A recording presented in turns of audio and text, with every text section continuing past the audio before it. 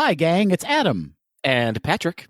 Coming up on today's episode, we welcome back Chris from Wishful Thinking to chat about what you can expect this holiday season in Walt Disney World. As always, we cover the latest Disney news and close out the show with some quick D.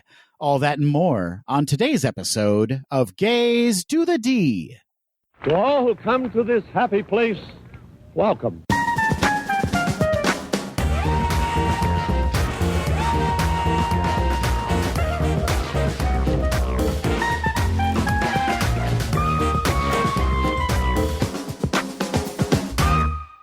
Patrick the Patriot Kazaki. Adam, recount Hummel. Recount? No, come on. I mean, yeah, probably, but good luck. It's true. It's true. It is day 87,000 of the election. How's it going? Day 87,000, exactly. We definitely recorded last week thinking that we would have an answer by now, but we never will, it seems. It seems we never will have an answer. I think we have our answer. Fair enough. Fair enough. I think there's a whiny baby in the White House who's maybe keeping that answer at bay right now, but we have our answer. Fair enough. How are you feeling, Patrick? I am A-OK. I am just waiting, Adam. I'm just waiting at this point. You haven't started celebrating yet? You're still just kind of waiting? I haven't started sleeping yet, so that's where I am. Okay. Well, you know what? I encourage you to get some sleep because I think things are going to be A-OK, my friend. Thank you so much. How are you? I feel great. Okay. Excellent. I'm glad to hear it. I hope this episode doesn't come back to bite me in the ass, but I feel fantastic. Yeah, listen, I am cautiously optimistic at this point, so I don't want to count my gay chickens before they hatch. A gay chicken? That's right. I want to see it. That sounds inappropriate, so we're going to move on from that. We'll move on from that. But we should say thank you to everyone out there who did everything they possibly could, starting from voting to registering people to making phone calls to sending texts to flipping Georgia, Stacey Abrams. Thanks for that. Thank you, Queen Abrams. Thank you, Queen Abrams. Thank you to everyone who put in the effort to have our voices be heard. That's right. Regardless of the outcome, but we all know which outcome we want and need to have, it was really inspiring to see the amount of votes that came through. Regardless of who you voted for, it's really nice to see that people are getting involved in their civic duty. That's right. So there's a lot to celebrate right now. Some of us won't go full celebration yet. That's okay too. We understand, but feel proud of yourself, right? That's right. To everyone out there who voted, thank you for being involved in democracy. Patrick, here's something we can fully celebrate. Our friend, Lou, who is the host of the Disney BR podcast. We have been guests on her podcast. She hit that 100 episode mark last week. Congratulations, Lou. We adore you. Lou, we adore you. You're currently in Walt Disney World. We're very jealous. Very, very jealous. It's a treat to see all of your videos that you're posting. So if you happen to be in Brazil, if you happen to speak Portuguese, check out Lou's podcast. That's the Disney BR podcast. You can find it on Apple Podcasts and Spotify. That's right. Lou is an absolute joy, so you will not be disappointed unless you don't speak Portuguese. Then you probably won't understand any of it. Still nice to listen to, though. Still nice to listen to. That's absolutely correct. And follow her on Instagram. She is a joy. Well, speaking of podcasts, Adam, we should talk about our delightful gay sisters across the pond, Once Upon a Scream podcast. I am actually going to be on their show next week. Fantastic. What are you going to be talking about? I'm super excited. We're going to be reviewing one of my favorite Disney movies, Newsies. Oh, you and Newsies, Patrick. I love Newsies. I'll tell you what, it has been a real interesting ride to rewatch it. It's very reminiscent of what's going on today in the United States. You mean a return to knickers? Exactly. People are wearing so many suspenders lately. Suspenders, knickers, those little snap caps. Exactly. No, it's really, I got actually a little bit emotional watching it because of the revolution that happens and the revolution that's happening right now in America. It's pretty inspiring. So Mikey from Once Upon a Scream is taking a couple of weeks off for work. His work is ramping up right now. So they have asked me to co-host their next episode, which will come out this Tuesday, a day after our show drops. That's back-to-back days of Patrick Kazuki. Back-to-back gay Disney. How can you go wrong? You can't. You really can't. It's true. It's true. So check those boys out at Once Upon a Scream, wherever you listen to your podcast, and follow them on Instagram at Upon a Scream.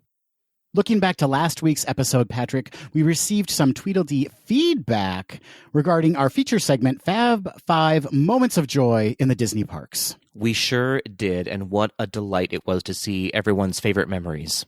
Michael, who you can find on Instagram at _MikeyLikesIt, said, my moment of joy is walking into Mouse Gear in Epcot, ready to find some fabulous treasures, never disappointed. I love that store, but Michael, I have to tell you, you might be a little disappointed because I believe Mouse Gear is closed right now. It's getting some work done, and by that I mean it's completely demolished, but I think there's a merch store kind of on the other side, just right across the way, that they've established during the time of construction in Epcot. That's right. They will reopen a larger merch store, but for now, Mouse Gear is getting a facelift. Just a little freshen up. That's right. That's right. A little lipstick and rouge. Moving on, we had Matt on Instagram at matt.t.b.r. Matt says, I wanted to revisit my favorite moment from a Disney vacation. I was in Magic Kingdom with my friend Samantha in 2013, and on our last night, I went to visit Ariel during extra magic hours. I told her I wanted the last thing I did on vacation to be making fishy faces with my favorite character, and she got really excited and did something that stuck with me ever since. She drew a line between us and said, this is a heartstring, and if you tug on it back in Boston, I'll feel it here under the sea. I'm confident this is something usually reserved for 7-year-olds, but it just really touched me that she did that for a college student, acknowledging how much her story means to people of all ages. That is a lovely story, Matt. Have you tried it, Matt? Have you tried tugging on that heartstring, and did you feel a response? I'm sure he did. I'm absolutely sure he did. Don't tug it too hard, though, because there could be medical conditions that could arise from that. But listen, you tug as often as you need to, Matt. Wait a minute. And last we heard from William, who you can find on Instagram at BillyUnger92. William said, hey guys, I loved the last episode. I especially loved your Fab 5 choices. The last time I was in Disney World, my best friends and I danced in a parade with my hometown studio. That is so cool. While we were there, we made countless memories and our friendships grew even stronger. Since then, some of my friends have moved away, and this year has made it extremely difficult to travel. I'm so thankful your podcast introduced me to Chris from Wishful Thinking. Hey, a shout out for Chris already in this episode. I have my summer vacation booked through him, and I'm looking forward to making more memories next year when we can all be together again. Much love, and thank you for supporting the cast members. You are incredible. We are incredible. Oh, wait, he's talking about the cast members. Never mind. Is he? I read it as us. Of course you did. Of course you did. How dare me? Thank you so much, gentlemen, for your feedback on last week's episode. It's so endearing to hear these moments of joy. It's really heartening to know that soon enough, we'll be back in the parks and experiencing these moments of joy once again. That's absolutely right. And keep them coming, everybody. Keep sending us your memories. We love to hear them, and we'd love to read them to all of our Tweedledees on a future episode. Well, speaking of memories, Adam, I believe it's time for This Week in Disney History. Let's learn a thing or two. Let's learn a thing or three.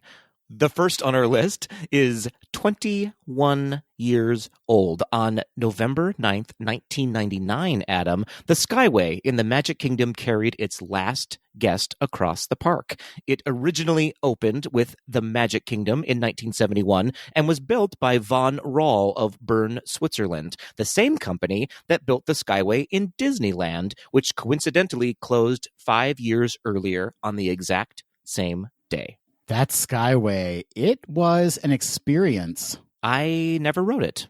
I'm sure that you and many Tweedles who haven't ridden it have ridden something similar. Here at the Minnesota State Fair, for instance, we have like the Sky Buckets that carry you across the fair. However, in Disney World, they were actually open air. There wasn't really like anything protecting you from just being able to fall right out of them. So it was terrifying for anyone who has an issue with heights. That sounds absolutely terrifying. I love the Skyliner that is now in Disney World, but that also terrifies me, and that's completely enclosed. So I can't imagine an open air version of that. No, thank you. Yeah, those buckets on a slightly windy day, they would be a swingin'. I would absolutely throw up on somebody below me. And that is the most magic of Magic Kingdoms. Is there anything more magical? No, there's not. Nothing that I can think of. Well, moving on to our second item on the list. 27 years ago, on November 11th, 1993, the Walt Disney Company announced plans to build a new theme park called Disney's America. The park was planned to be built in Virginia and would consist of 9 distinctly themed areas within one large park, along with hotels, a golf course, and a retail area. The project had a budget of $650 million and was scheduled to open in 1998. Due to rising costs and opposition from citizens groups and historians, the development was canceled the very next year. However, a few ideas from the park did come to fruition, like Soarin' and California Screamin', which is now the Incredicoaster. I remember when these plans were proposed, and little Adam was so excited because my dad was a history teacher. He loved American history. I was never really clear. I mean, I was a kid. I never asked him, how do you feel about this historically? But I was excited that it combined 2 of our favorite things, history and a Disney park. Yeah, absolutely. A lot of historians were very confused about this idea because, as we all know, Disney has its own version of history sometimes. So who can say whether or not anything would have been historically accurate in the park? What could have been, though? Yeah. Would it have been a complete mess? Would it have been a joke? Would it have been amazing? We'll never know, Patrick. We'll never know. It makes me think, do you think Disney has already shut down the Hall of Presidents for refurbishment? I was thinking about that the other day, and I'm not sure. I don't know if they've learned their lesson from the previous go-around when they clearly had a Hillary already in the works and things kind of took a different turn. I'm not sure. Are they going to use this as an excuse to be like, you know what, we're going to shut it down and retheme it completely? Or are they just going to move forward as they have in the past? And are we going to see a Biden animatronic in a few months? Well, let's hope we see a excuse our pixie dust sign very shortly. Fingers crossed, toes crossed, eyes crossed. All of it. Cross it all. Well, moving on to our very last item for this week in Disney history. 112 years ago, Adam, on November 12th, 1908, pioneering animator Seamus Culhane was born in Massachusetts. Seamus was the only person who worked on all 4 of the very first animated feature-length movies. Snow White in 1937, he animated the Hi-Ho number. He worked on Pinocchio in 1940. He animated the section where Pinocchio is sent to Pleasure Island on the coach. He also animated Gulliver's Travels in 1938 and Mr. Bug Goes to Town in 1941. Strangely, he is not a Disney legend, but we celebrate you here on Gaze to the D, Seamus. Happy birthday. It seems like Seamus should be a legend. I mean, he is a legend. He's just not technically a Disney legend yet. I love his first name, Seamus. Come on. It's a great name. It's a very Irish, a strong Irish name. That's right. Well, thank you, Seamus, for all your contributions. Clearly, you were a heavy hitter in those first years of Disney feature-length animation. A pioneer, Adam. And can you imagine having had the opportunity to work on all 4 of the very first animated movies? What an incredible feat. I can imagine that. Yeah. Okay, great. No, that would be amazing. And I would imagine he was very tired almost all of the time, just working on those feature-length films that required so much dedication, so much time. He probably had no personal life. Seamus. Poor Seamus. Yeah, when they were animating those first movies, they were working up to like a week before they actually were released in the theaters. So, man alive, their sleep level must be what I'm experiencing right now, which is zero sleep. Well, thank you, Patrick. That was a fantastic This Week in Disney History. Some great little tidbits from the past. Some off the beaten path information.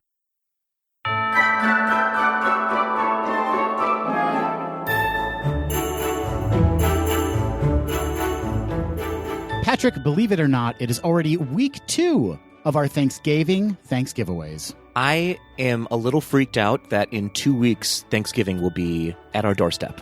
Are you brining your turkey as we speak? That is a euphemism I imagined, and I'm always doing that. Gross, you've sullied a traditional holiday. Well, I think the holiday sullied itself long ago. I'm just I'm improving it, I feel like. Absolutely. I've always said, if things historically are just a nightmare, put your own spin on it and make it better. That's right. Turn Thanksgiving into Thanksgiving.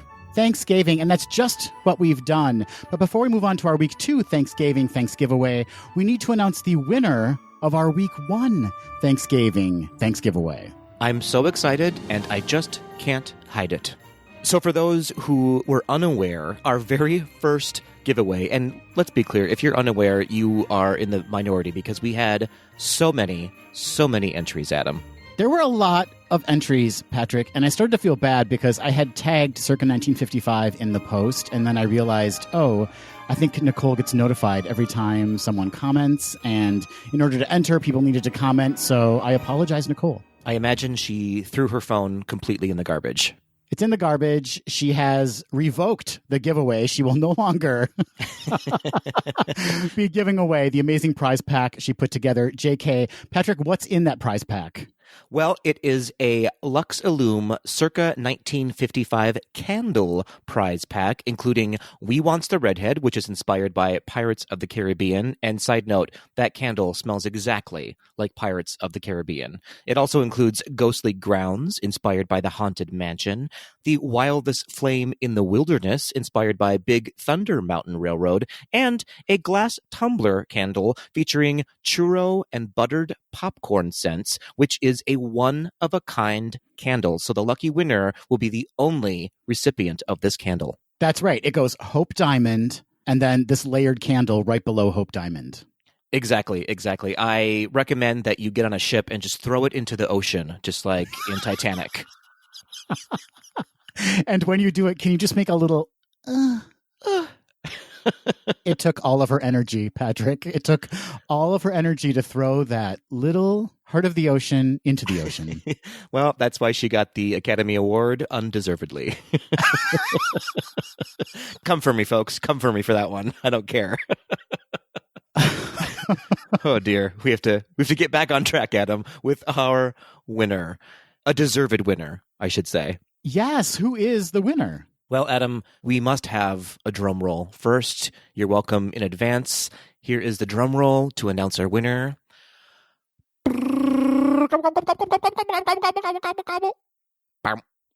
What was most surprising about that drum roll was that Patrick had a turkey at the ready, and he just picked up the turkey and kind of shook its neck in front of the microphone, and that was the sound that we got.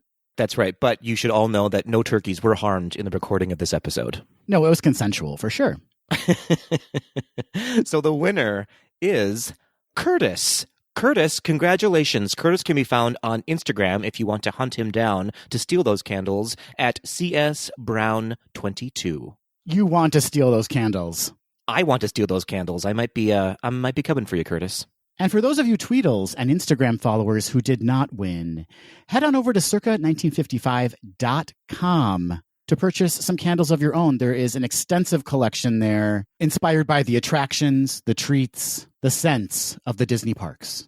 Absolutely. Get yourself a little early holiday gift or shop for your loved ones there. And thanks again to Nicole at Luxillume for providing that fabulous giveaway prize pack. Thank you so much, Nicole, and congratulations, Curtis. Breaking news, Patrick. We are recording this on Saturday, and CNN has just projected that Biden has won the presidency.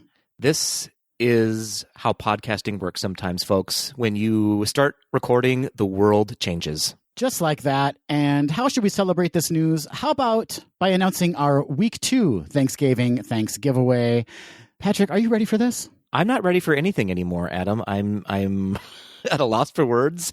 I can't believe that the election has finally been called. But listen, folks, I am going to start drinking. I'm going to start drinking right now. You're going to start drinking? I'm going to continue drinking. Just you and your turkey in the basement drinking together. But it's a celebration drink instead of a stress drink. So it's different. It is. It is very different. Well, Adam, tell us, please, all about our next Thanksgiving giveaway. Oh, you lucky, lucky people. Our week 2 Thanksgiving giveaway is a winner's choice. That's right. You get to choose of the Disneyland or Walt Disney World Wishes Come True Blue Mickey Mouse Tumbler with Straw by Starbucks. I am super excited about this. I might have to get one for myself as well. I like that. One for you, one for the winner. Well, it'll be 2 for me, probably, and 1 for the winner. I need to have more. It's America, after all. Patrick, tell the folks at home how they can enter to win their choice of a Disneyland or Walt Disney World Wishes Come True Blue Mickey Mouse Tumbler. I'm very stressed about this because I never announce how people can win because I frankly don't really know. So I'm just going to refer to my show notes and trust that it's true. So here's how you can win this tumbler. A, follow us on Instagram at GDTD Podcast. That is step 1 on your journey to a new tumbler. After that, find our post featuring the image of the tumbler and like it. And tag a Disney and a Tumblr loving friend. For each person you tag, you will receive an entry to win this tumbler. The more people you tag, the more entries you receive, the better your chances to win. So if you have 1 million friends, tag all 1 million of them, and that gives you 1 million entries. Is that right, Adam? That's absolutely right. We will be tracking 1 million entries. Yes. I can't wait. So you can also earn an additional entry, so 1,000,001 entries, by reposting our post or sharing it in your story and tagging at GDTD Podcast. That is the important step. You have to tag us in that post. If you don't tag us, we won't see it. We won't see it. Tag it or bag it. Is that the saying? That's exactly the saying. Great. So we will be accepting entries until 6 p.m. Central Time on Friday, November 13th. And the winner will be contacted via direct message shortly after that and announced on our following Monday, November 16th episode. And we have to let everyone know that this giveaway is in no way affiliated with or sponsored by Disney or Instagram. You were so nervous, but you were totally profesh reading all of that. Listen, if I'm good at one thing, it's reading other people's words. You went to school for it. You're a performer, Patrick. I went to a few days of school for it, and then I just fully dropped out because it's too much reading. Well, good luck, everyone. Head over to our Instagram, enter, and who knows? That tumbler could be yours. That tumbler could be yours. I can't remember if we said or not, but it is either a Disneyland or a Disney World version. It's your choice when you win. Yeah, so you have a say. Just like in the election, you have a say in this giveaway. You do. Everyone's voice counts in this one. And with that, Patrick, it's time to head on into the news. It is time to head on into the news. We just learned that Biden is the winner, but we have different news that I think you'll enjoy more, and that's Disney Parks news. Am I right? That's right. There's no decision desk. There's no election map tied to this news segment. It's just Disney news. I'm going to find a way to pull up a map. Let's find out.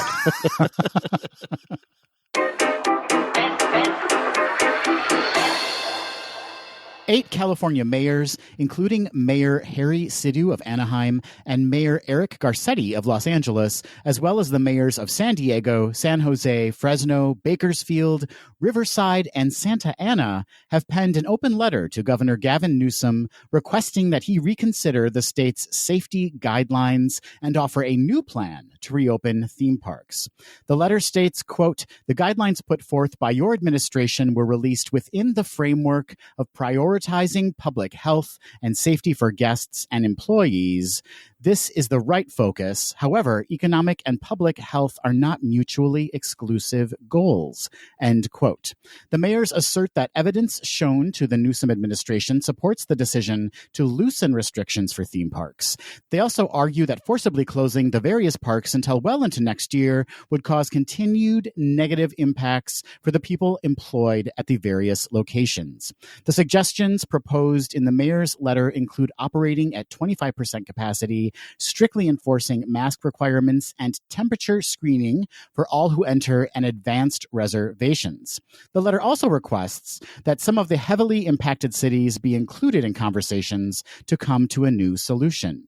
The letter concludes, quote, "We therefore respectively request that your administration work with our most impacted coalition members, Los Angeles, Anaheim, San Diego, to continue the discussion of how we can maintain a health-first focus while modifying protocols to allow large theme parks to reopen in Tier 3 with reduced capacity rather than Tier 4, end quote. So, Patrick, the mayor's getting involved. They also want to see Disneyland Resort reopened fully. I'm going to sound like a broken record, Adam, in that I understand where they're coming from. I fully support getting people back to work, but we have hit record highs 3 or 4 days in a row of people contracting this virus and people, unfortunately, losing their lives to it. So I don't feel like this argument is a cute look for Disney right now. That was a slick answer.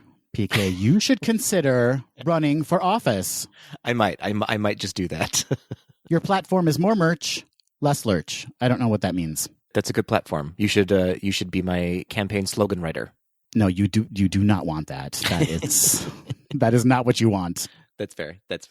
You know, it strikes me, though, we are obviously armchair experts on this. We have no real stake in the game when it comes to people getting their jobs back and versus the coronavirus, right? If you're out there and you are a Disneyland employee or were a Disneyland employee, let us know. Let us know how you're feeling about this. Yes, we'd be really curious to hear from you because we are removed. You know, we are sitting here in our respective homes. We are Disney enthusiasts, but we are not attached financially to Disney. So if you rely on Disney for your income, let us know how you're feeling about this. We would love to be able to kind of share your experience on the podcast. Exactly. Also, let us know how you're feeling about my bid for election. Please do that. And if you have any slogans, you know, send them our way. We're clearly not great at that. We're in desperate need for slogans. Yes. Well, Adam, the holidays have officially arrived in Walt Disney World, and I'm not talking about the election, though that is also true. Come and gone. Bye, election. Bye-bye. But Santa has officially been spotted. The trees are up, and the Christmas cookies are getting eaten at a safe distance while fully seated. It also sounds like the fan favorite holiday tradition, Disney Parks' Magical Christmas Day celebration, is still a go. Deadline has reported that ABC still plans to present the special this year. How they will present it is still in the planning process and will likely require some Imagineering miracles to pull it off. It's highly unlikely we will see a parade due to the recent layoffs of cast member entertainers, and it's unclear whether or not they will even film anything from Disneyland. All we do know is that the special plans to air on Friday, December 25th. And for those who need some holiday cheer right now, you can head on over to the Disney Parks blog and visit the newly created Everything Holidays section. The new section will include pre-recorded and live video content, DIY crafts and recipes, and holiday stories from Disney resorts and destinations around the world. You'll also be able to download holiday wallpaper for your computer or smartphone. And, of course, you'll be able to check out the new holiday merch available from Shop Disney. The holiday section is up now on the Disney Parks blog site, and they will be adding new content all season long. That's a great way for people to get a little holiday fix from Disney. That's right. Just inject the holidays directly into your arm. And I'm so happy to hear, Patrick, that there have, in fact, as promised, been pop-up appearances by Santa Claus. Oh, Santa, just popping up everywhere. That jolly old elf. He's like the Oprah gift of the holidays. Every park gets a Santa. Epcot gets a Santa. Magic Kingdom gets a Santa. Look under your chairs, everyone. Santa might be there. An update to a story we reported on a couple of weeks ago. We now have an opening date for Buena Vista Street in Disney California Adventure. It is Thursday, November 19th. Last week, Disney Parks blog shared some additional details of what guests can expect when the extension of the Downtown Disney District at the Disneyland Resort reopens. Carthay Circle Restaurant, known for its upscale cuisine, is introducing Carthay Circle Lounge Alfresco Dining, a new outdoor dining environment and menu featuring Mediterranean California light fare with small plates that can be shared or enjoyed separately at Carthay Circle Lounge. Guests will also have the opportunity to unwind with a glass of wine, craft beers, or a cool cocktail, enjoying expanded outdoor seating and amazing views of Buena Vista Street. Patrick, that's right up your alley. So many options. So many drinks to be had. Fiddler, Pfeiffer, and Practical Cafe will also be open for all your Starbucks needs. Guests can also grab a corn dog at Award Wieners or swing by Smoke Jumpers Grill for lunch or dinner. I'm sorry, what now? Award Wieners? Go on. And shopping, but of course, Elias and Company, Julius Katz and Sons, Kingswell Camera Shop, and Trolley Treats will all be open, offering unique Disney apparel and gifts. Here's the bad news. Beginning November 19th, there will be a $10 fee per car for parking at the Downtown Disney District in the Simba lot. Simba, he is going to be cashing in. The number of guests visiting the Downtown Disney District and its locations, including the shopping and dining experiences along Buena Vista Street, will be limited to promote physical distancing. Disneyland Resort may at times use the mobile waitlist system when Buena Vista Street and or its queue are at capacity, similar to the process at some retail locations in the Downtown Disney District. Visit Disneyland.com/DTD to learn important information about updated experiences and other details, including Disney's health and safety measures. I love this story because it makes me picture Disneyland as that kid who's like, no, I didn't take the cookie. There's no, what are you talking about? It's very that, Patrick. It's very like, we're not reopening, but things are going to be open. Right. We're not reopening. Could you step aside while I swing this gate open?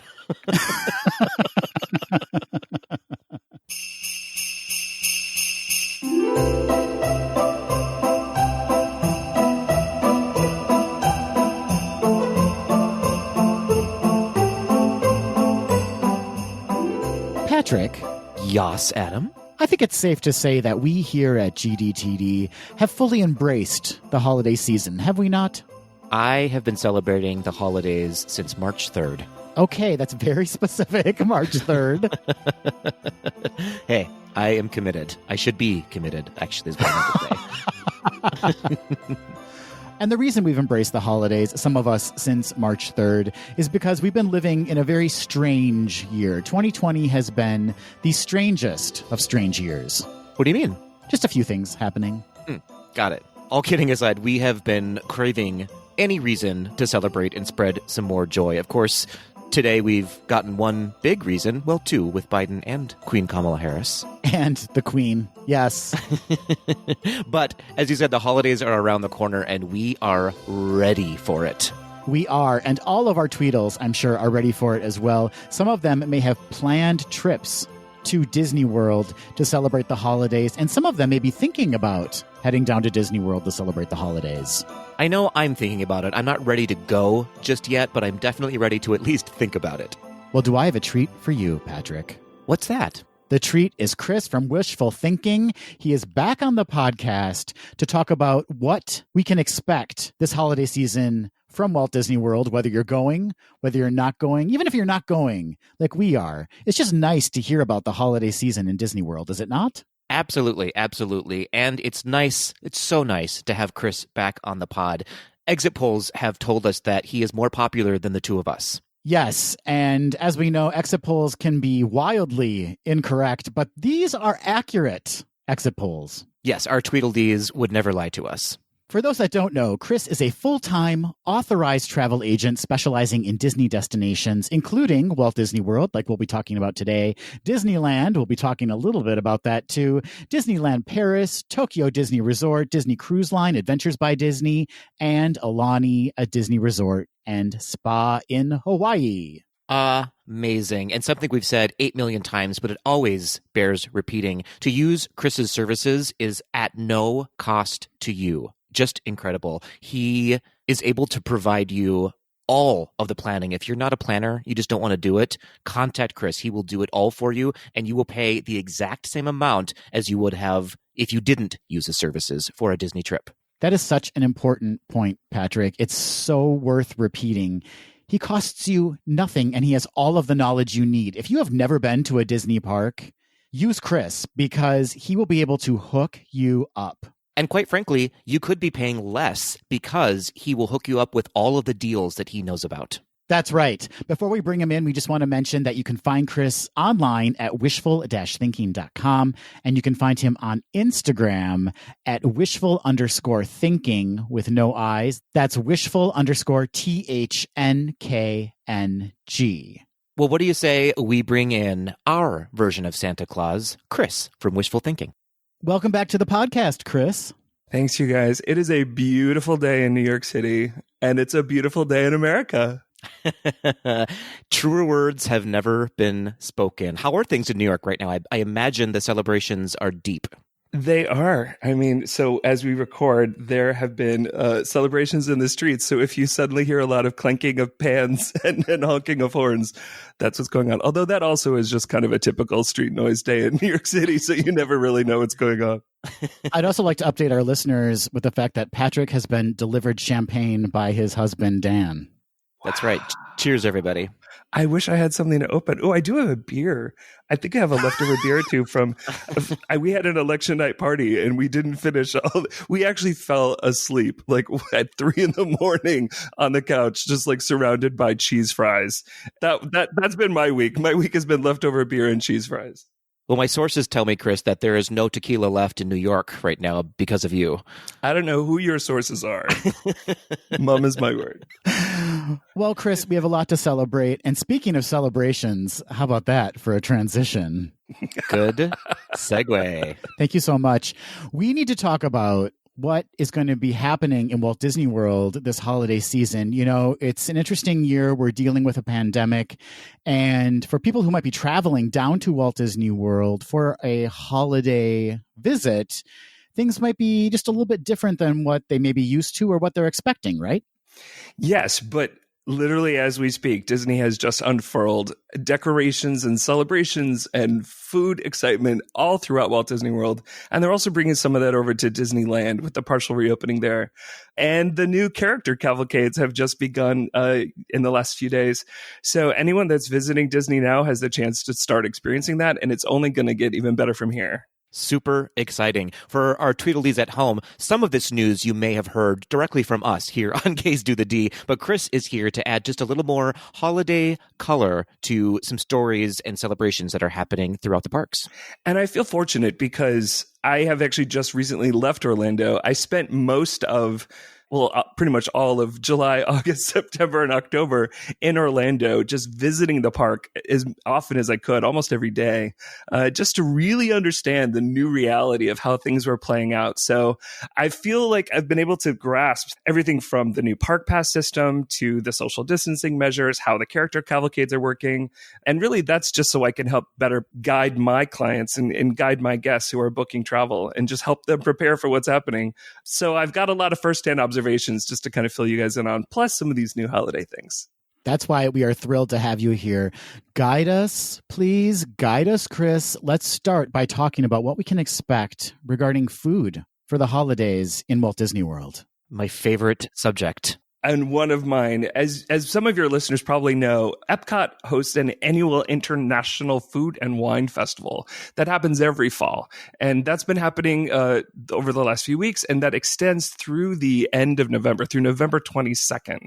So if anyone visits now through then, there's more than 20 international marketplaces and kiosks that are serving up food, served in tapas style, where you can just buy small portions, usually very affordably.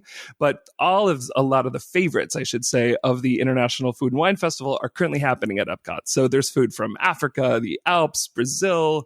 There's a new kiosk called the Donut Box that's got some fresh made donuts. And I was able to sample a lot of that stuff before I left. It is delicious. But that's in place through through November 22nd. And then starting on November 27th, those kiosks will get a quick makeover into what is being called the Taste of Epcot International Festival of the Holidays. So this is a chance to sample international cuisine that's a lot of the foods that different countries like to serve around the holidays. And there's a definite focus on holiday treats. So there's a lot of versions of hot cocoa with different kinds of alcohol and a lot of desserts with various forms of chocolate or peppermint or gingerbread, that kind of thing. But anyone that's on their way to Epcot has a lot of treats to look forward to. So hot chocolate and tequila. Sure. Start in Mexico. Actually, Mexican hot chocolate is one of my favorite things, and that's usually on offer over there. It's like hot cocoa with a little bit of cinnamon in it. I love it. Ooh. So, Chris, usually during the Festival of the Holidays, Epcot has holiday kitchens. Are we just anticipating that we're going to have smaller versions of those this year? I wouldn't say that they themselves are smaller. Their menus may be slightly reduced from typical years, and there are a few fewer kiosks than in the past. But based on what Disney did during the International Food and Wine Festival, I think it's pretty reasonable to assume that things that you're most looking forward to will be back this year.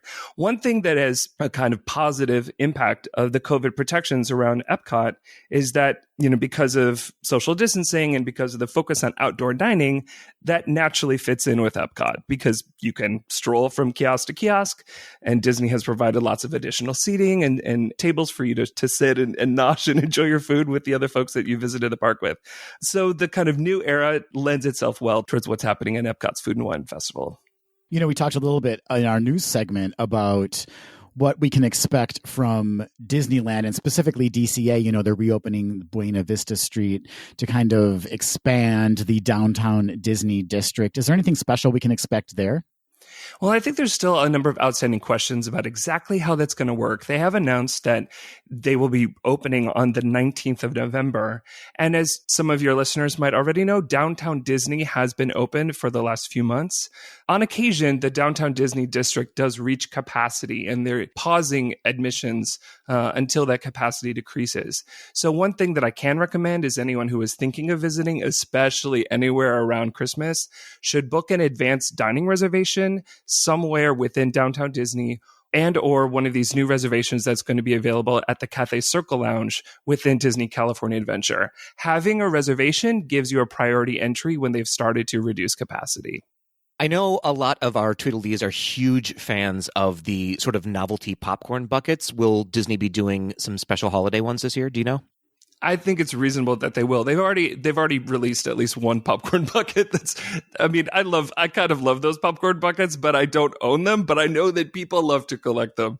I think it's reasonable to assume that. One thing that Disneyland has said is that there will not be any entertainment or character meet and greets that are happening in Disneyland or in Disneyland California Adventure, I should say.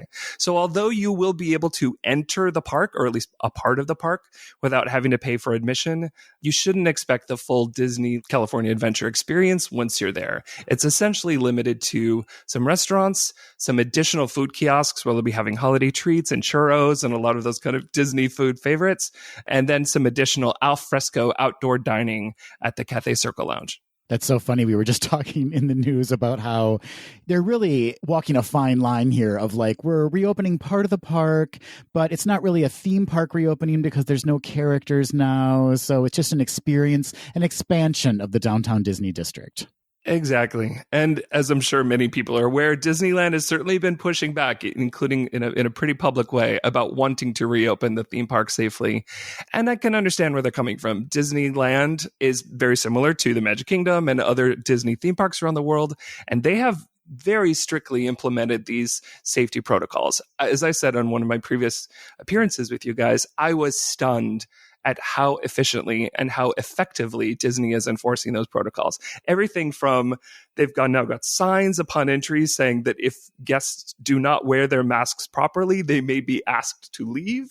And those protocols are going to be in place for all of the new Disneyland stuff. So temperature checks, mandatory face coverings for anyone who's visiting during this period.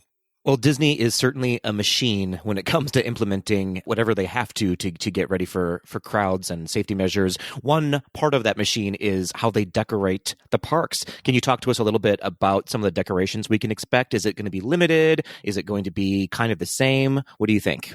So I got the chance to visit Disney World during Christmas 2 years ago with my boyfriend at the time. And I kind of going into it, I wasn't really in the holiday mood.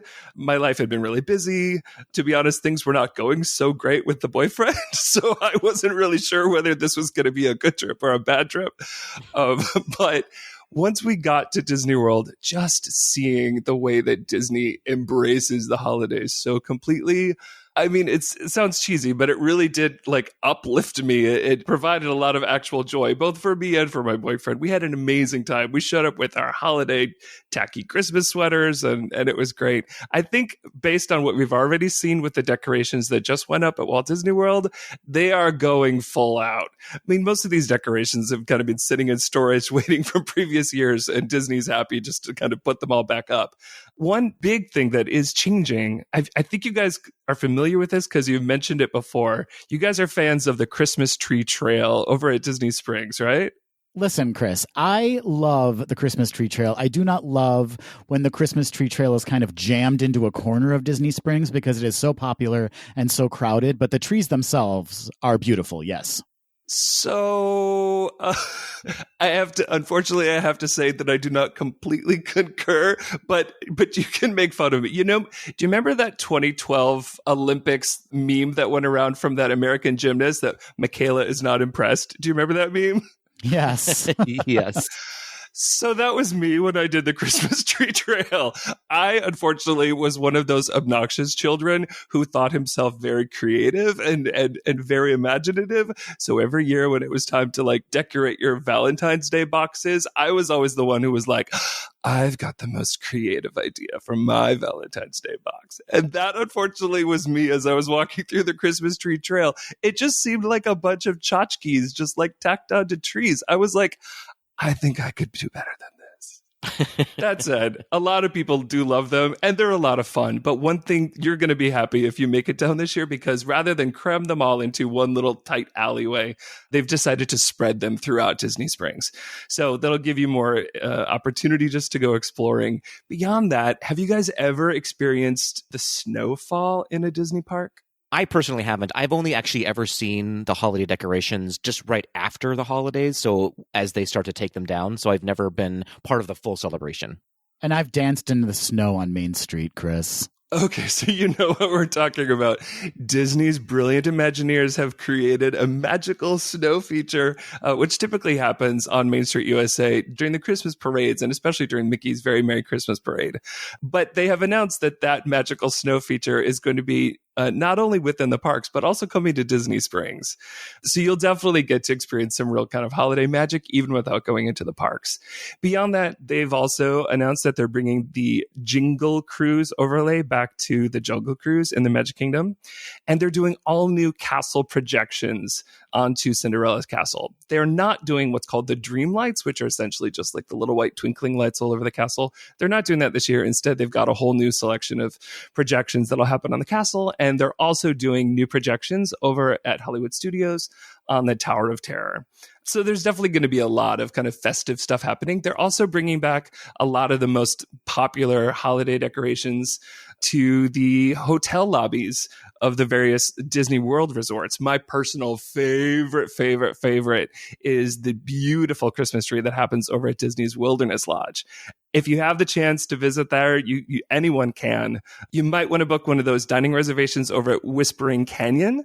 It's pretty easy to get a reservation there, and that'll give you the chance to visit and see those incredible decorations. Going back to the projections for a second, I actually hope that they kind of run with this going forward. You know, the Dream Lights are so special to so many people, but what they can do with projection technology now is just amazing. And when Matthew and I were down for the holidays last year, seeing what they were doing with the castle with like kind of like an ugly sweater projection, and they had one that made it like look like it was wrapped in wrapping paper. It's really phenomenal what they can do now. It is. Not only that, in the new era, Disney is trying to think about spreading those kind of festive decorations and events kind of all throughout the park. So during Halloween, for example, back in the day, they would have a Halloween show that would happen in front of the castle. But because they're trying to minimize crowds gathering, they've really spread those experiences all around. So this year, the Dapper Dans were singing dressed up as kind of like Halloween characters. They called them the Cadaver Dans. And they were, instead of performing on Main Street USA, they were performing over in Frontierland on a balcony kind of just up next to the Country Bears. I think it's reasonable to assume that as the holiday stuff happens, you'll be seeing a lot more stuff kind of scattered all around the park. That's really great to hear. You know, you mentioned the Dapper Dans. Let's talk more about the entertainment offerings we can expect in Walt Disney World. So as some of your listeners might know, Disney has greatly reduced the number of entertainers that are going to currently be in the parks. This is really sad because some of the shows that guests really look forward to are not reopening, and we're not sure if and when they might ever reopen. So we do know that, for example, Finding Nemo, the musical, and the Festival of the Lion King are not happening and will not be returning anytime soon. However, they have announced that one of my personal favorite entertainment groups, the Voices of Liberty over at Epcot, are going to be coming back. They dress up in kind of traditional, kind of British, they call them almost like the Charles Dickens carolers, and they're going to be performing in sets that are going to be happening in the American Gardens Theater, which is located within the American Adventure Pavilion at Epcot. Additionally, they are bringing back Joyful, which is one of the most incredible gospel music ensembles. They're going to be singing gospel, some R&B songs, and they've also got some Kwanzaa songs that are part of their entertainment mix. Additionally, the Dapper Dans will be over at the Magic Kingdom. They may be doing some kind of stand and perform sets, but they're also sometimes singing while riding on the horse-drawn trolley up and down Main Street USA. We've also got more characters appearing in the cavalcades than we've been seeing. One of the really cool things that's happening as a result of all of these new realities is that instead of the Mickey's Very Merry Christmas parade, which happens during the Christmas party, they've taken some of the floats and a lot of the characters that you would normally only see during that parade, and they're now including them in character cavalcades throughout the day. So back in the day, if you wanted to see some of those really cool Christmas outfits, you had to pay a separate price, have a separate ticket, be part of that party. But now they're included within the character cavalcades that are happening all throughout the park. So it's just another way that Disney's kind of trying to add that extra magic sparkle to just a normal park day experience. It looks like they're also getting a little creative with how they're displaying some of the characters. I think I just saw a picture, a super cute one, of Chip and Dale in Animal Kingdom with reindeer antlers on their heads. Yeah, stuff like that. And they did similar things during Halloween. They put them in different Halloween costumes. But the character cavalcades have really become very popular for guests who are visiting because you no longer have to like pick a parade spot and like camp out and like fight for your space and wait for the parade. If you happen to miss a character cavalcade when it's passing now, chances are good that you'll bump into it, 30 minutes later or later on throughout the park. It's giving this kind of atmosphere of spontaneity that, to be honest, was kind of missing from the kind of crazy, super planned Disney experience that's been happening in the last few years.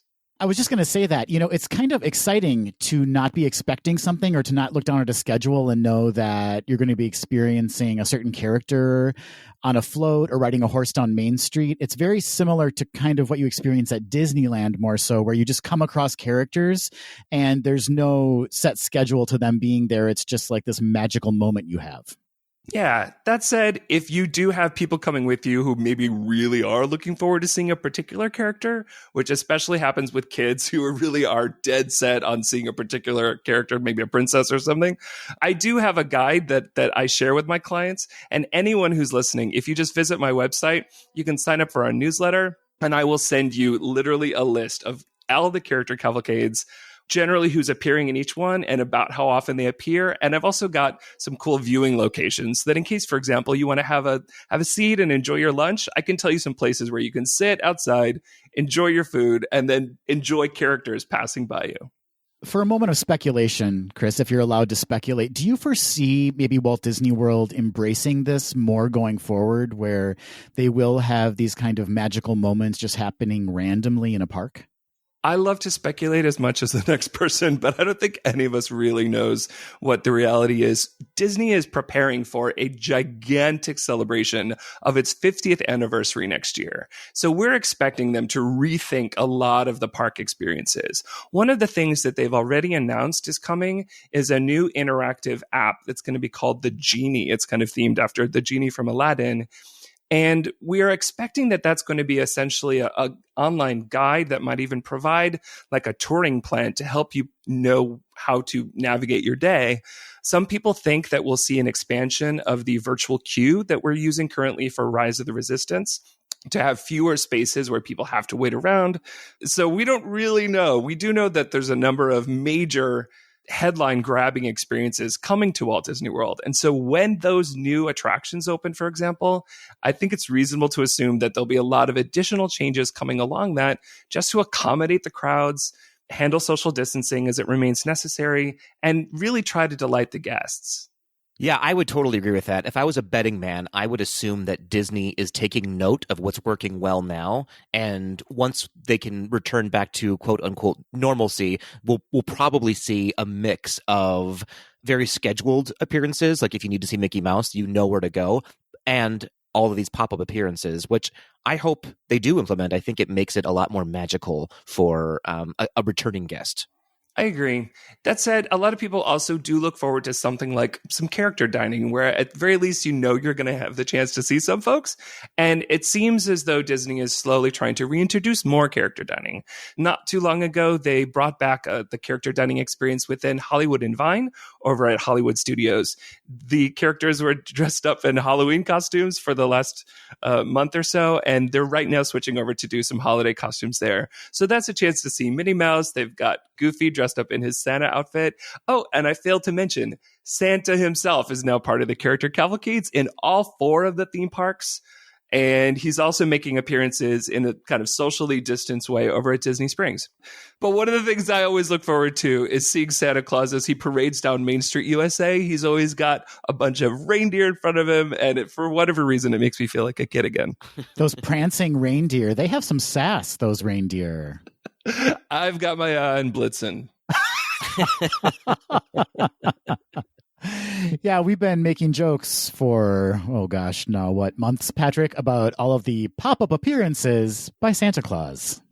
He gets around. That Santa gets around. I'm not touching that one. Sorry, I'm not touching that. We'll go there for you. Don't worry about it. And Santa Goofy, I have to say, is quite a coveted character meet and greet, right? I know we have to be distanced right now, but to be able to see Santa Goofy, that's quite a big deal. The characters are coming up with very creative ways to pose for photographs while they're still distanced from you. So as soon as you bring up your phone for like a selfie, they will stand right behind you, a few feet to kind of line it up right in your lens. They're getting very good at it. I've been very impressed. But I am waiting to see the return of water skiing Goofy. Have either of you ever seen water skiing Goofy? Many, many, many years ago when I was a kid visiting Walt Disney World, I had the opportunity to see water skiing Goofy, yes. Same here. For anyone that did not have the chance to see this, you would sometimes see water skiing Goofy riding alongside you as you took the ferry from the Ticket and Transportation Center over to the Magic Kingdom. But now that they're doing character cavalcades along the river in Animal Kingdom, doesn't it just seem logical that they should have water skiing Goofy coming right back to the floating character cavalcades? Let's plus it. Let's have water skiing Santa Goofy make an appearance. That would be brilliant. Here's my Christmas wish. Disney, if you're listening, take note. I need them to make character appearances of all of the Mickey's Christmas Carol characters. Wait, that is what are the additional characters? I haven't seen that in so long. Like, who especially are you a big fan of? I am specifically looking forward to a Jacob Marley Goofy and maybe a Tiny Tim character. I would love it. I would love to see that. There are sometimes truly obscure references within the various character appearances. There was a character during the Halloween cavalcades that I did not recognize at all. And I felt like the biggest failure of a Disney fan. Do you guys know who Bowler Hat Guy is? Bowler Hat Guy. Is it a ghost? No. And so now you're not making me feel quite so bad. He's a character from Meet the Robinsons. I was Googling him. I was like, what do I even type? So eventually I just found a picture and I just sent it to the biggest Disney fan I know. I was like, who is this person? That's right. Super, super obscure. And again, I love the floats that are floating right down Main Street, USA. Normally, you don't have any chance to see them unless you're at the Christmas party. So I think it's really cool that they're really adding all this stuff into just a regular park day. Well, that kind of covers most of the holiday elements. I know that we have some listener questions for you in just a minute, but before we get to that, let's talk about New Year's Eve and any New Year's celebrations. I know that tends to be a very crowded event, specifically for Disney. How is that going to look this year? So I have been at Disney World for New Year's. I was actually there the night that the millennium changed over, the night it went from 1999 into 2000. And if you guys remember, there was like fears of Y2K bugs and like the whole world ending right at midnight. Do you remember that? Oh, absolutely. So Disney was prepared. They had signs in front of every attraction saying that this attraction will be closed from 11:45 until 12:15, just to prevent people from potentially getting stuck in the middle of Small World or something. And so they were clearing out all the attractions. Everyone is outside. But typically on New Year's, there's fireworks, particularly at Magic Kingdom and Epcot, that are just epic, especially at Epcot, where there's a lot of alcohol involved. It tends to be an incredible party with DJs and dance floors and different DJs spinning different kinds of global music. It's just insane. Getting home, getting out of the park is legendarily impossible. None of that is happening this year. Fair. None of it. So because of Disney's reduced park capacity, they've recently announced that they're only permitting about 25% of their maximum capacity into the parks, but they've also dramatically reduced their opening hours. And so the parks are all closing in the early evening hours. The latest park opening is 8 p.m. And Disney's announced that that's going to be their same hours for New Year's this year. So you can celebrate New Year's in Orlando, but you won't be within a Disney park. What many people are looking forward to and anticipating is what happens every year at Epcot, which is that as each country celebrates midnight in its respective time zone, that particular country will have its own countdown to midnight, and the locals who are there will kind of help celebrate that. So although Disney hasn't announced that that's happening, I think it's probably reasonable to assume that that will happen. So that's at least a little something to look forward to. But one of the things that travel planners like me are looking at is what the park pass availability is going to be for those who visit Disney in and around the Christmas week through New Year's. Historically, that is one of the highest occupancy and highest capacity weeks of the entire Disney World calendar.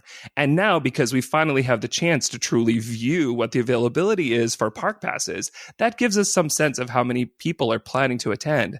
As of now, there are park passes available for every park except for Disney's Hollywood Studios for that whole Christmas week, except Christmas Day and New Year's, where they're both currently gone for the Magic Kingdom. But it certainly seems as though there's still quite a bit of availability for anyone that plans to visit during that specific week. And in the weeks kind of leading up to Christmas, there's a lot of availability for the other parks. However, all of the park pass reservations are already booked for Disney's Hollywood Studios for every day in December. So keep that in mind. If you have not yet planned a Disney World trip and you're thinking of going, you might not be able to enter Disney's Hollywood Studios. You might not be able to ride on the new Star Wars attractions, which is probably the main reason why those park passes are already taken. I am overly cautious. What a statement to make. But, you know, when I hear about the park passes being consumed or being taken up during the week or on specific days during the holiday week, it makes me a little nervous. Do you foresee it being crowded, Chris? Like, what is that? What does crowded mean now for a Disney park? So this is one of the primary questions that I think folks are really wanting to know as we're planning Disney World trips. Obviously, many of us are trying to be very conscious and very smart about avoiding crowds. And as I said previously, Disney has really impressed me with how brilliantly they're enforcing their social distancing guidelines. That said, I think it's reasonable to assume that on Christmas Day and on New Year's, there's simply going to be a lot more people just kind of in the public spaces than we might otherwise see. Although Disney has announced that they're capping their capacity at 25%, that still feels like a pretty good number of people, in part because a lot of those spaces that typically swallow up giant crowds, like a huge audience, for example, over at Indiana Jones Epic Stunt Spectacular, or the queue for some attraction like Smuggler's Run over at Hollywood Studios, because those crowd swallowing spaces are not in use, there are more people that are just kind of walking on the walkways and pathways.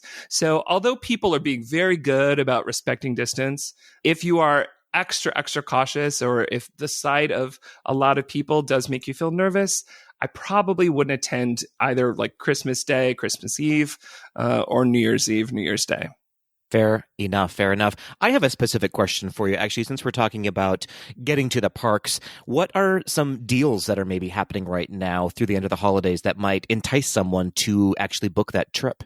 So there's a lot of deals to be found to visit Walt Disney World. And if anyone contacts me, I'm happy to talk to you about exactly what your budget might be or what dates you're considering to really help you identify the various deals that might apply for you and your party.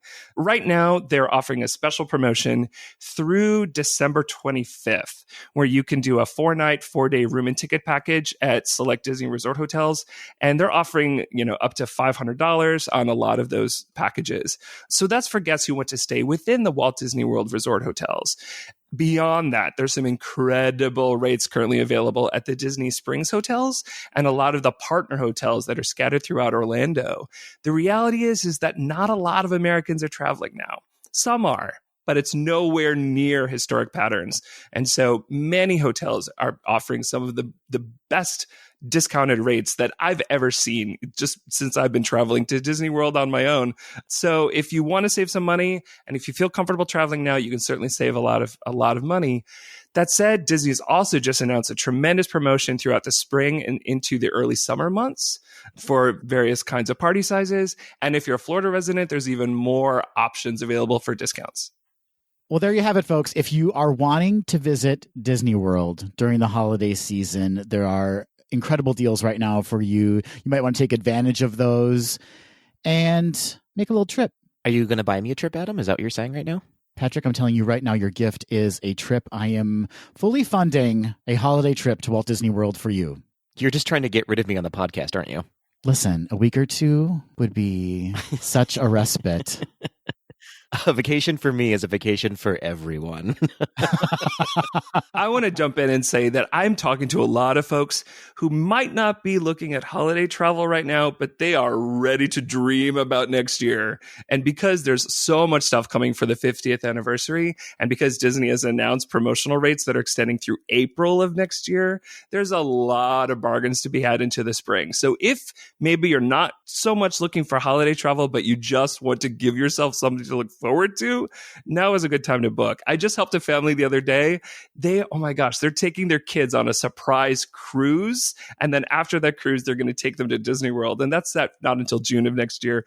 But they're getting it now because they're going to present that as a Christmas present on Christmas Day. These kids are going to be discovering and finding out that they've got this great vacation to look forward to. And I think for so many of us that have just been living through the insanity of 2020, I think just having at least something to look forward to could provide an awful lot of just joy for your day. That's such a great point that you bring up. I was just actually reading an article the other day about how even just planning a vacation, even if you don't take one right now, increases your happiness level. So though you may not be ready to go on a vacation right now, I totally understand that. I myself am not ready to go on a vacation right now, but I have been planning some Disney trips for next year. And I'll tell you what, it has increased my energy and my happiness by a lot. Yeah. Sometimes we just need someone to look forward to. Exactly. Well, Chris, let's head into some questions from our Tweedles. Some of these you've kind of already answered or have absolutely already answered, but we're still going to bring them up. We heard from Joe via email. Joe asks, do you think DCA will do anything special for Christmas on Buena Vista Street? Characters, cavalcades like in Disney World? So I think one of the things we need to consider is the ways that Disney hires and has unionized various levels of their employment. One of the things that we saw within Disney World is that there was a big distinction between the performers who are members of Actors Equity versus the performers who are not. And because Disney took quite a long time to negotiate with those equity performers, what we did see is Disney relied on their characters. Characters are not covered as part of equity. So that was one reason why we saw things like the Storm stormtroopers arriving first over at Disney Springs before the parks had opened. There were stormtroopers that were kind of walking through the area and interacting with guests. We do know that the performers who are part of Equity have not yet even begun to negotiate for anything over at Disneyland. So a lot of those kind of, whether they're singer dancers, some of the people that were part of the Streetmosphere, those folks will not be back. Whether or not we see any return of any characters, as of now, Disney has told media outlets that there will not be any kind of character appearances. But I think if and when they do return, it's reasonable to assume that they will make an appearance long before any live performers do. Makes total sense. The way they've kind of been working the system, they're going to introduce a new character named Morky, and he's just a guy, not a mouse, but he's dressed like Mickey Mouse. Yes, I've heard the same. I think that I would be qualified for that. Should send him a resume. I'm rooting for you. Listen, a few of your listeners do know that is the division that I worked in when I worked at Walt Disney World. I worked in the characters division. I don't talk much about it, but that is the truth. That's a whole nother episode. Well, let's move on to another question, Chris. We have Miranda writing to us. She sent us an email asking, does Disney do anything special to celebrate Hanukkah or Kwanzaa? Great question, Miranda. Yes, every year as part of the Epcot Festival of the Holidays, they always have an Israel booth that includes Hanukkah treats. And then historically, they've had performers who are telling part of the story of Hanukkah. Disney has not announced whether or not the storytellers are coming back to Epcot. I think it's reasonable that those storytellers probably are not. But we do know that the Joyful Music Ensemble will be singing some Kwanzaa songs. And the Voices of Liberty have also included Hanukkah songs as part of their repertoire in previous years. That was a great question. I think Disney uses Christmas, obviously not in the religious sense, but more in the secular sense of like everybody come celebrate the holidays. But it's nice to know that there are those specific traditions or songs that people may be able to experience while they're in a Disney park. Yeah, and I think Disney just knows that they've got guests visiting, particularly at the holidays. They've got guests from all over the world. And so even something that might be a Christmas celebration in the United States might not apply at all. For example, I love to talk to my Brazilian friends about the things that they do for Christmas. They've got some really, really cool traditions that are nothing like ours. But, that's one of the cool things you get to experience when you go to Epcot. You get to experience some of the treats and some of the various elements of those celebrations. Speedos. They wear Speedos for Christmas in Brazil, right? They do, especially on New Year's Day. There's a lot of Instagram representation, I think, of that celebration. I am booking my flight right now. And last, Chris, we heard from Damien, who you can find on Instagram at Damien Daz. Damien asks, this is an interesting question for a travel planner. Decorating Christmas Disney style on a budget, is it doable, Chris? Gosh. As I said previously, I am the child who wanted to be extra creative with my decorating as a child, and that has certainly spread into my adulthood. So I have realized that although you can go to the Disney store or Shop Disney or the various theme park gift shops to find Disney merchandise, Disney has licensed themselves to products virtually everywhere, from Target to the 99-cent store. So I tell you, go to the 99-cent store and you will probably see Mickey or Minnie Mouse on something that's available there. You definitely don't need to only go on Shop Disney. People also do tend to sell their old holiday decorations. So if you don't mind some kind of hand-me-downs, I think you can go on eBay and find the dancing Christmas tree that sings Disney songs. I think that those things can be found online. But I think as long as you're willing to embrace the full kitsch element of Disney decorations, you can certainly decorate on a budget. I love that idea. This actually sparks something. I think that we need to issue a challenge out to all of our Tweedledees that they need to start their own at-home Christmas tree trail and send us your photos of a themed Disney Christmas tree. That's a great idea. I love this. I would love to hop onto that and help you guys do that. I could feature the winners on our website. Amazing. This is what happens, folks, when three genius people get together on a Zoom call. Listen, in this current era, we need to come up with some. It's going to be cold out soon. We need to come up with ourselves motivations to stay inside and come up with things to do, right? Absolutely. I'm going to give everybody a tip right now. Just pack your tree full of things, okay? I don't want to see sparsely decorated trees. I want them packed full of things. Maximalism. That's right. Now is not the time for simplicity. Now is a time for absolute chaos on a Christmas tree. Yes, and maybe you could pair it with like a signature drink or a themed cocktail to go along with it. There's that tequila again, Chris. It's just going to be those airplane bottles on your Christmas tree, isn't it? Well, Chris, as always, you have been so delightful to talk to, and we really need to thank you for preparing people who may be heading down to Walt Disney World for what they're going to experience, and also giving all of us who aren't quite ready yet to take a trip a little bit of that Disney holiday magic. Thanks. I always love coming to talk to you guys. And one thing that we should note is that for those who are thinking about Disney World did just release all of the room availability through the end of 2021.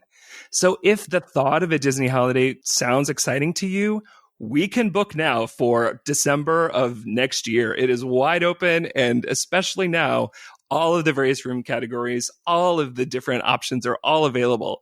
And once you have a reservation, Disney makes it incredibly easy to modify things. So even if you just want to kind of hold on to something to get the best of what's out there, but you know that you kind of want to wait a while to see how things really play out, it's very easy to modify your dates. You can even modify the number of people in your party. You can change the number of days of tickets that you like. All that stuff is super easy to change. And through next spring, Disney is not even asking for final balance payment until 7 days before you travel.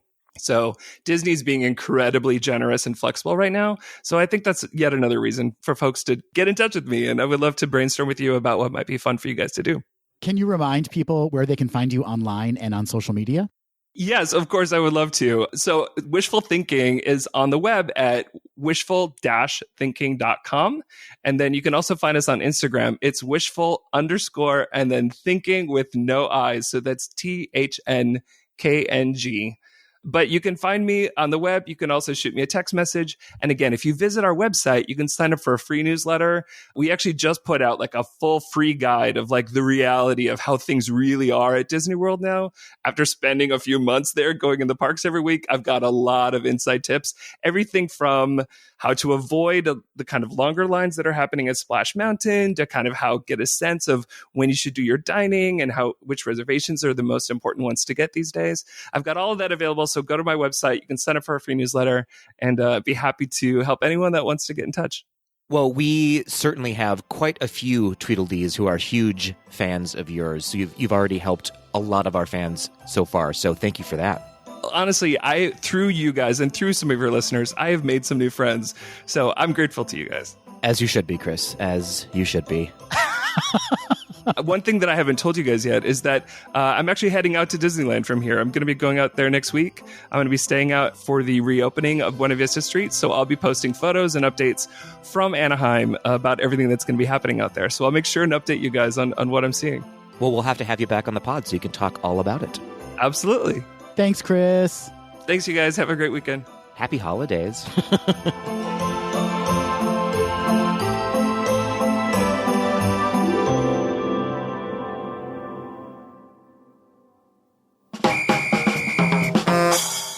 Hey, Adam. Hey, Patrick. Remember that one time when Joe Biden and Kamala Harris won the election? I do remember that one time. I want to just sit in that one time. I want to have that one time wash over me.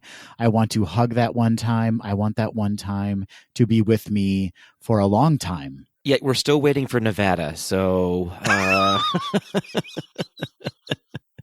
I hope someone generates a meme that's like, we don't need you anymore, Nevada.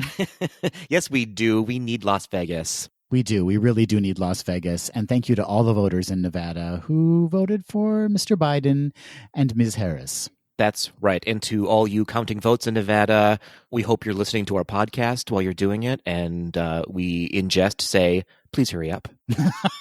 I wonder, do you think they're able to listen to anything? I'm sure they just have to focus on like the counting, right? I've actually set up a Sonos speaker in all of the rooms across the country, and I just blast our podcast. So that's why it's taking so long, because they're laughing so hard. That's why? No, they're crying. They're absolutely crying. You know, in some North Korean detention camps, our podcast is considered torture. Oh, dear. We should move on. It's Quick D time, everybody. We're celebrating Quick D. Yes. Yas, Quick D. This week, Adam, what do you say we go back to Imagine Queering? I would love to go back to Imagine Queering.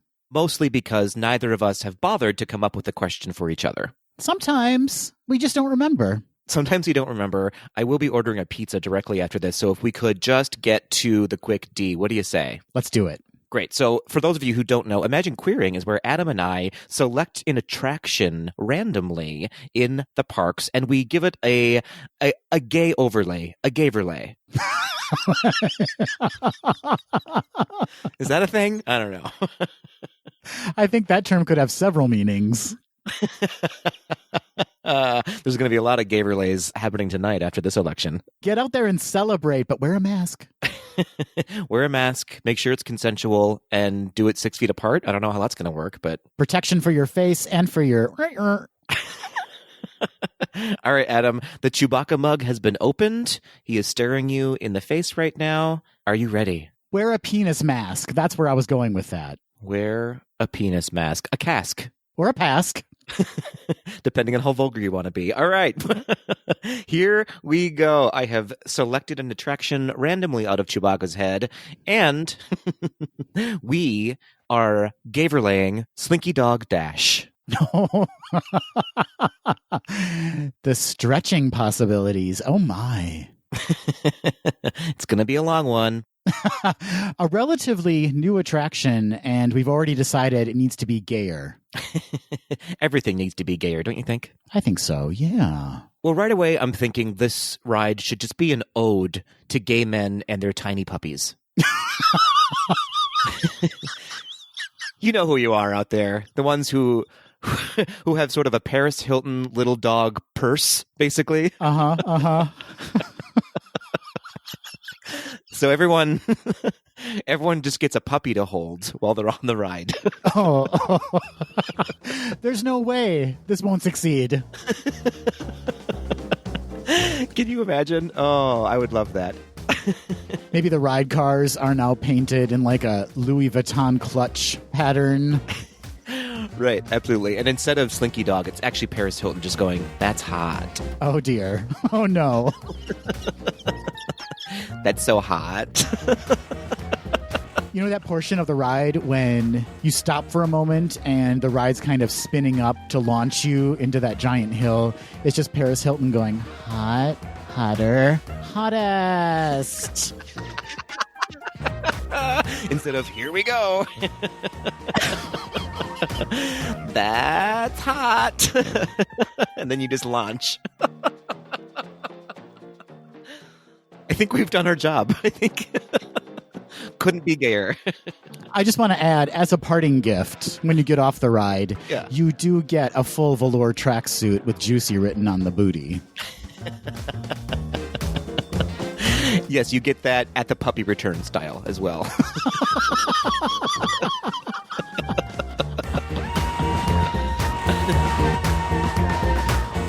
That will do it for this episode of Gays Do the D. Thanks for listening. To become a patron of the podcast, visit our website at gaysdothed.com/donate. For a donation of any amount, you can receive exclusive Gays Do the D content and help us continue to bring you the very best Disney news and discussion. Continue the conversation after this episode on Facebook, Instagram, and Twitter at GDTD Podcast, and submit your questions or show ideas to info@gaysdothed.com. Have a great week, everybody. See you real soon.